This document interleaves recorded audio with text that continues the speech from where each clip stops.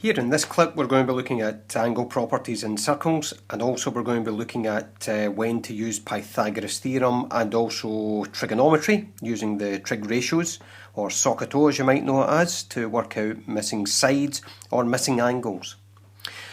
What I've got here is just a reminder on the angle properties that you will see, and what we're going to have is we're going to have radii forming isosceles triangles, and from there I'm drawing a line down and making the chord right angled there. We're going to be looking at semicircles and the angle in the semicircle being a right angle. So again, that lends itself well to Pythagoras theorem and trigonometry. And finally looking at tangents and where the point of contact is from the radius and the tangent meeting at right angles, making up a right angle triangle to allow you to use Pythagoras theorem or to use trigonometry. Right, if you need to see any more about how these come about and for practice on them, have a look at the circles and angle properties for National 5 clip that I made earlier today. Right then, let's go ahead and we'll see what we're going to do. Right, so what I've got here is I've got four circle diagrams here, and we've defined the length of the diameter in each of these below, and we're given the other two sides, so let's go ahead and do it. So first thing I'm going to think about is that we've got a right angle triangle, so I've got the angles in a semicircle, so that's going to be a right angle triangle there. Okay. So from there I can set up Pythagoras theorem, so I'll do it by Pythagoras theorem.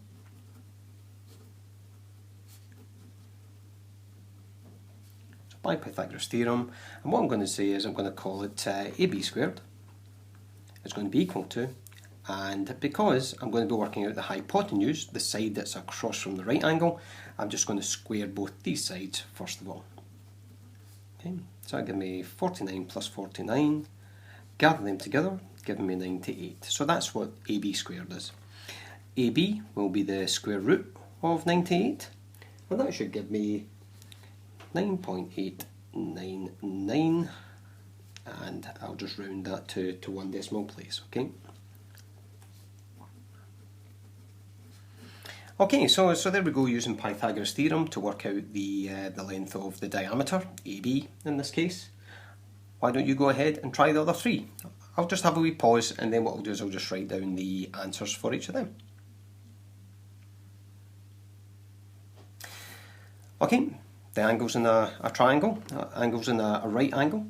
So for this triangle here, that's going to be my right angle there. So again, it's going to be the hypotenuse I'm working out, Pythagoras theorem, and from there my answer for this one here is 8.5 centimetres to one decimal place. For this one here, I can see the angle in the semicircle here. There's my right angle. Across from my right angle is the hypotenuse, the largest side. So again, by Pythagoras, I'll work out that that's going to be 6.4 centimetres, and that's going to be to one decimal place again. Again, same thing. What we're looking at is angles in the semicircle. That one there's my right angle. Again, across from the right angle, that's my longest side, so I'm going to square them and add them together. So that'll give me a total of 9.2 centimetres to one decimal place. So that's using Pythagoras theorem to work out some of the solutions to missing lengths in the circle. Right, let's have a look at these ones here. So what I have here is I've got an angle that I'm going to try and work out. So if I'm going to be trying to work out an angle, then I'd be expecting that that's going to be trigonometry that I'm going to use for this here. Right, so the first thing I'm going to do is I'm going to be looking at the triangle. What I'll do is I'll make sure that I know that there's a right angle that's here because there's a tangent, there's the point of contact, and there's the radius that's there. So that's a right angle triangle. I'll label it up with the SoHCaHToA. So that's going to be my hypotenuse, the one that's across from the right angle. I'll go to the angle and opposite the angle, that will be the O, and there will be the A, so the opposite and the adjacent. From there, I'll go for the term SoHCaHToA.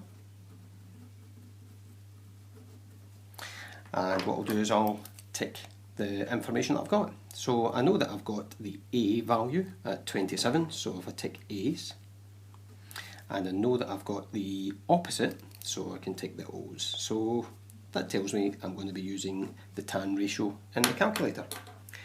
Right, so from there, what I'll do is I'll just set up tan x is going to be equal to, and I'll just use that. The middle letter is always the one that's going to be on the top, and the other one's going to be on the bottom. So tan x equals opposite over adjacent. I'll then put in the values that I have here. So the values for O is equal to 18, 27, A, and then to find the angle, what we'll do is we'll take the inverse tan. So remember that would be the shift button on your calculator. And what I'll just put in the numbers as they are, like that there. What that should give me is an answer of 33.69 degrees, and that'll be to 2 decimal places, okay? So that's how I've done that one. I'll just give it a pause and you can try and work out the other two that are here. So you should freeze the video and go ahead. Right then. Again, what we're going to do is we're going to see that there's a point of contact, it's a tangent, and there's the right angle there. There's my hypotenuse, so I can imagine that's a wee arrow that's pointing straight across there to my hypotenuse. I'll go to the angle, and opposite the angle is the O value, and there's the A. So opposite and adjacent sides that are there. Just go for the term SoHCaHToA. Okay. And what I'll do is I'll tick the parts that I know. So I know what A is. I don't know what the opposite is, but I need to use that one because that's one I have to find. So I must include that in the formula. So I'll tick the O's as well. So again, I'm going to use the tan ratio there.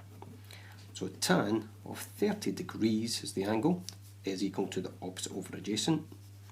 So tan 30. And what I'll do is I'll just substitute my values in. So x for the opposite side, because that's one I'm going to try and solve, divided by 18. Now from there what I can do is to try to remove the 18 from the denominator, I'll just times the other side by 18. So what I've got is x is going to be equal to 18 times tan 30, and what that should do is give me the answer to the missing side. So it's going to be 10.39, and again that'll be 2 decimal places. Working in centimetres, so that'll be in centimetres there. Next one, I can see that there's a point of contact, there's my right angle, so I can see it's a right angled triangle. Hypotenuse over this side, go to the angle, this is my opposite side, and the one that's left is the adjacent side. Just go for SoHCaHToA. And what I'll do is I'll tick the parts that I know. So I know the A value, it's 10, so there's A. And the one that I need to work out is the opposite side, so I need to tick that because that's the one I'm going to use in my formula to find it out. Right, so again, it's going to be the tan ratio. So the angle is 55 degrees, that's the opposite over adjacent. So tan 55, I'm going to substitute my values in. So for O I'm putting in x, that's the one I need to solve, 10 on the bottom. Do the same as I did before, just multiply by 10, so that's going to be 10 times tan 55 degrees, and from there I should get a solution. So that'll be 14.28. Again, we're working in centimetres, and that's to 2 decimal places. That'll be that part complete there. Right, now we're looking at tangents again. Let's have a look at the questions that are here. So in each of the diagrams here, we've got PQ is a tangent and it touches a circle at R. Okay, so there's the point of contact here. So because it's a tangent, I know the property is a right angle is going to be made there. From that there, what we'll go for is we're going to use Pythagoras theorem for this one.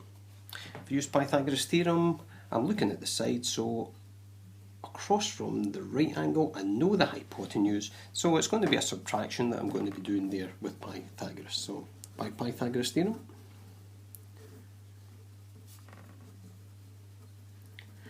right, so I'm going to say that x squared is going to be equal to largest side, 10 squared, subtracting the other shorter side. Okay, so that's going to give me 100, subtracting 64, and that there will give me a total of, let's say it's going to be 36.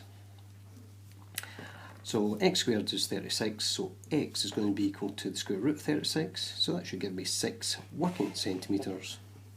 And that's going to be exact there. Right, if you could freeze the video again and try these tangent questions here. Okay, the answer to these ones here, let's go for it. That will be by Pythagoras again, and that's going to be 13 centimetres. Again, same thing here by Pythagoras, and again it's a shorter side, so it's going to be a subtraction that we're going to be doing here, and that's going to be 24 centimetres for this one here. Okay. Right, we'll move on again. Right, we've got three questions here, and what we have to do is we have to calculate the length d in these ones here. Okay, so what I'm going to be looking at, I can see that we have an isosceles triangle because I see that this is the radius here and this is the radius here. So these sizes are the same, angles down the bottom are the same, and where the diameter meets the chord, it's a right angle. So I know there's a right angle triangle there. Right, from there I can see that this is a shorter side that I'm trying to work out. So what I'll go for is by Pythagoras theorem.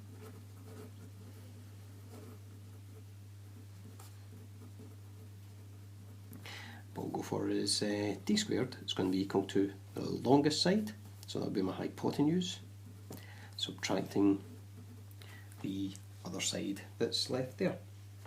So if I do that calculation there, I should be left with 20.25. From there I'll just take the square root of that. Square root of 20.25 will give me 4.5 centimetres.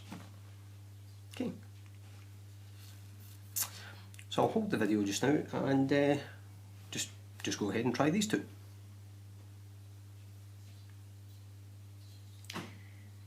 Okay, so answer for this one here, it's a short side again. We know that that's a right angle triangle we'll work with, so what we've got is d is going to be equal to 5.7, that's going to be centimetres, and that's to 1 decimal place.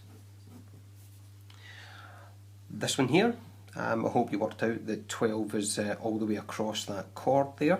So the key dimension that we're going to be looking at is this one here, which is 6. So that's going to be half of the 12 centimetres. So that's going to be 6 centimetres that's going to be sitting here. And that's going to help me with the triangle that I've got there. D is on the hypotenuse. So we'll just use d squared. It's going to be equal to 6 squared plus 4 squared. So and from there, what we can do is we can work out that d is going to be equal to 7.2 centimetres. Okay, and that's going to be the hypotenuse to 1 decimal place. Okay, so that's the isosceles triangles that we're looking at there. Well, let's look at these ones here. Okay, and again, we have to calculate a length. So the length that we're going to calculate is from here to here in this circle triangle question. You can see the diameter running across here, so that will tell me that there's going to be a right angle where the diameter meets the chord, and I don't have two sides, so this looks like it's going to be a trig question that I'm going to have to work out from here. Right, so the triangle that I'm going to be working with will be this one here at the bottom. There we go, there and there. So this is the main triangle I'm working with, and what I'll do is I'll just label the triangle up. If that's the right angle, across to the right angle will be the hypotenuse, go to the angle across from it will be the opposite side, and the one that's left is the adjacent. From there, just write down SoHCaHToA to try to help me to pick the ratio that I'm going to use. So what I can see is I know the hypotenuse, so let's tick the H. I need to use the opposite side because that's the one I'm looking for. So there's the O and the O, so the double tick is going to appear in the sine ratio. So from there I can say that sine of that angle is going to be equal to the opposite, goes up to the top, up to the numerator, and the h goes to the bottom. I'm going to look for my values now. So sine 57 is going to be equal to, instead of O, I'm going to put in an x value, and then I'm going to go for 15 with the hypotenuse. To remove that fraction, I'll multiply by 15. So x is going to be equal to 15 times sine 57 degrees. And what that will do is that'll give me 12 that's going to be 58, and I'll just round that to one decimal place. That'll be 12.6, and that's going to be centimetres to one decimal place. Okay, so that's using trigonometry here. Can you try the next couple of questions, and just be very careful for that part there, which is giving us the distance right across the chord, and it's this distance here that we're going to try and work out. Here's the solutions to it. Right then, so again, what I'll do is I'll use this triangle that's on the left hand side here. We'll work with this one. Right angle there points across to the hypotenuse. So the angle's there. Opposite the angle is the O, and the one that's left is the adjacent. I'll write down the SoHCaHToA. There we go, SoHCaHToA. And what I'll do is I'll take the parts that I know. So I know the 8 that's there, so that's the adjacent side. So don't that one there, and this one here. And the other side that I want to know is this side here, and I'm going to call that y. And y is just half of x, so I'm going to work that out first of all. Okay. So let's look at the ratio that we're going to use, because I'm going to have to use O, and what I'm using is the tan ratio. So let's go ahead and do that one. So tan of 56 degrees is going to be equal to opposite on the top, adjacent on the bottom. From there, we'll just substitute our values in. So for O, I'm going to put y there, and at the bottom, I'm going to put the 8, so in the denominator. To work out what y is equal to, I'm just going to multiply it by 8 at this side here. That should give me 11.86. And what I'll do is I'm just going to double that. I'm going to leave that in my calculator, and I'm just going to double it. So x is going to be equal to 2 times the above number, if I just leave that in my calculator, and that should give me 23.7 centimetres, and that's going to be to one decimal place. Okay, on to F. Right, the size that I'm really interested in is that size there. So I know that the radius will go from here down to the bottom there. So I know that if I know the radius, which I do because I can see a radius here, I can see the size for it, that's 20 centimetres there. What I can do is if I find out this size, and I take this size away from the radius, I can find out what's left, and that will be x. So I'm going to go ahead and do that. Right, so I'll label up my triangle. There's my right angle. Across here is the hypotenuse. Opposite the angle is the O. The one that's left is the A. So what I'm going to do is I'm going to call that y over the side here, from here to here. And once I work that out, I can subtract that from 20, which is the radius. Right, to set up the SoHCaHToA, let's pick the right ratio. Right then, so what I know is I know the h's, and the one I need to use is the opposite, which is this one here, so I'll just take them. So I'm going to use the sine ratio. So sine 37 degrees is going to be equal to the opposite up at the top, hypotenuse at the bottom. Substitute my values in. The O value, I'm saying that that's going to be y, and the h is going to be 20, which is my radius. So to work out that y value, all I'm going to do is multiply 20 times sine of the given angle. That should give me 12.036 and some further numbers in there. Now what I'm going to do is I'm going to keep that in my calculator, and what I'm going to do to work out the value for x, I'm going to start with the radius, because the radius is from the centre of the circle out to here, and I'm going to subtract that value that I've just worked out, that value for there. If I subtract that from 20, that gives me what's left. Right, so I've got 20 minus whatever's left in my calculator, and what that will give me is 7.96 centimetres to 2 decimal places. Okay, so that's using SoHCaHToA in some of the isosceles triangles where we can form the right angle triangle within them. I've got one other question to do here, which is a question that sometimes would appear kind of as a kind of exam question, because it's a bit different from the others in that I don't see any right angle triangles in there. What I can see is I can see the diameter, I can see a chord, and I can see a joining line between them, and I have to work out the size of that line there. Now, if you can freeze the video and just try it yourself, and what I'll do is I'll show you the solution to this question that's here.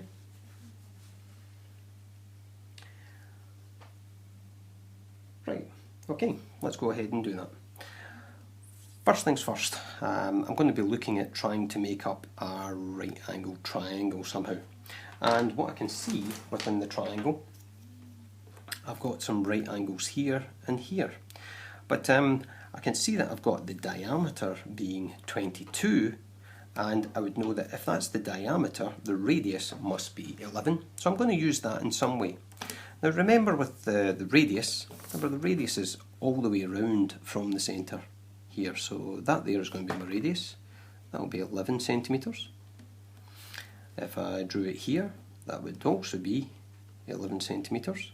And no matter where I draw that, it's going to be 11 centimetres. But the main place that I'm going to try and use it is I'm going to try and join it from here to the end of this chord here. And what that will do is that will form a right angle triangle.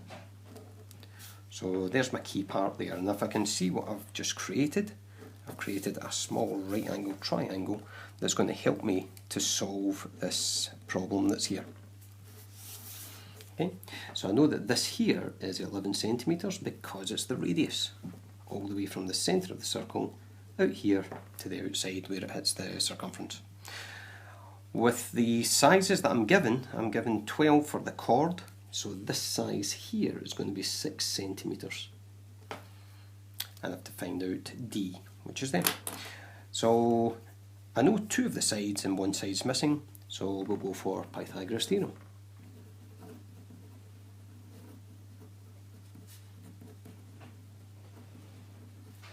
Right, by Pythagoras theorem. Right, and I know that there's the right angle. Opposite the right angle is the hypotenuse. So I'm going to be working out a smaller side. I'm not going to be working out the larger one. So what we'll go for here is, I'll go for d squared is going to be equal to, and it's going to be 11 squared, take away 6 squared. From there I should be able to work out the answer to the solution. Right, so what I've got here is 121, and I'll take away 36 from that. From there I've got left 85, and then from there I'll go for the square root. So d now, not d squared, is going to be equal to the square root of 85, and from there I'd find that that would be 9.2 centimetres, and that will be to 1 decimal place. Okay, I find that this is one that confuses quite a lot of pupils. I think that knowing that the radius goes from the centre of the circle and you can move some of these lines around the way, then that's a key part to trying to solve some of the questions that you might have in the circles when you need to use Pythagoras theorem or you need to use the trig ratios. Okay, so remember, again, all this depends on your kind of knowledge of the angle properties within the circle. If you need to revise angle properties, have a look at the clip that I made earlier on this one here. Okay, hope this has helped you to work out the missing sizes and missing angles in the circle.